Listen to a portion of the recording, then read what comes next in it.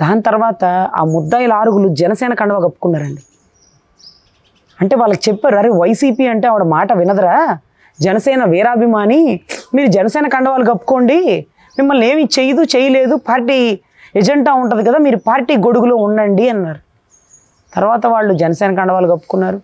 చిరంజీవి గారు పుట్టినరోజులు చేశారు, ర్యాలీలు చేశారు, రాస్తారోకాలు చేశారు, ఎన్ని చేసినా అవసరం వచ్చిందండి.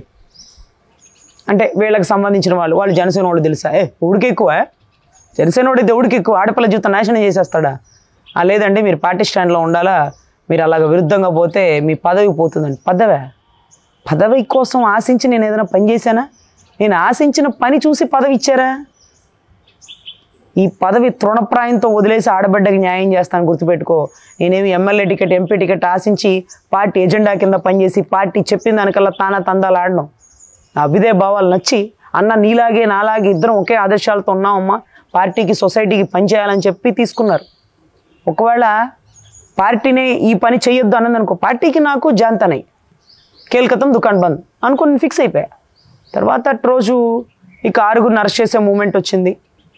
ఇక పార్టీ ఎజెండా ఉంది, పార్టీ విరుద్ధంగా పోకూడదు, మన మీద మనమే కేసులు వేసుకుంటే జనాల్లో చులకన అయిపోతాం, వాళ్ళని వదిలేయమ్మా అంటారేమో, వాళ్ళని వదిలే ప్రసక్తే లేదు అనుకున్నా. నాగబాబు అన్న గారికి చెప్పా, అన్న ఇలా జరుగుతుంది, నేను రాజీనామా ఇచ్చేస్తాను, వాళ్ళని అరెస్ట్ చేయాలి, నా బాధ్యత అది, ముందు నేను న్యాయవాదిని, తర్వాతే జనసేన రాష్ట్ర అధికార ప్రతినిధి, దయచేసి నాకు ఒక్క అవకాశం కల్పించండి అన్న, నేను ఏమాత్రం బాధపడను, నా పదవి కంటే ముఖ్యం నా బాధ్యత ముఖ్యం. ఆడబిడ్డన్న ఎంత దారుణంగా పోలీసు వాళ్ళు బతికుండగా ఏమీ చేయలేకపోతే, చచ్చి చేయాలనుకుంది, చచ్చినా కూడా చేయకపోతే ఇంకేంటన్న వ్యవస్థ అంటే నువ్వు ఎందుకు రాజీనామా ఇస్తానన్నావమ్మా అన్నాడు. అంటే పార్టీ స్టాండ్ ప్రకారం ఒప్పుకోరేమో అని. నీ అన్న కళ్యాణ్ బాబు ఆడబిడ్డకు అన్యాయం జరిగితే సొంత పార్టీ అభ్యర్థినైనా జుట్టు పట్టుకొని ఈడ్చి బయటికి వేసేస్తాడు.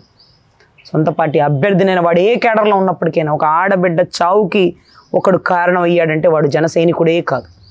చిత్తశుద్ధితో పనిచేయాలి, నువ్వు నచ్చింది చెయ్యి, నీ ఆరుగురిని అరెస్ట్ చేసి నాకు ఫోటో పెట్టు, దట్ ఈస్ జనసేన రాష్ట్ర అధికార ప్రతినిధి అనిపించుకో అన్నాడు. తెల్లారే మొత్తం ఆరుగురిని ఎక్కడెక్కడ తొప్పల్లో వాళ్ళని కానిస్టేబుల్ని పట్టుకుని ఎరకొచ్చి మొత్తాన్ని ఆరుగురిని పోలీస్ స్టేషన్కి సరెండర్ చేయించారు. తర్వాత కోర్టుకు వెళ్ళారు.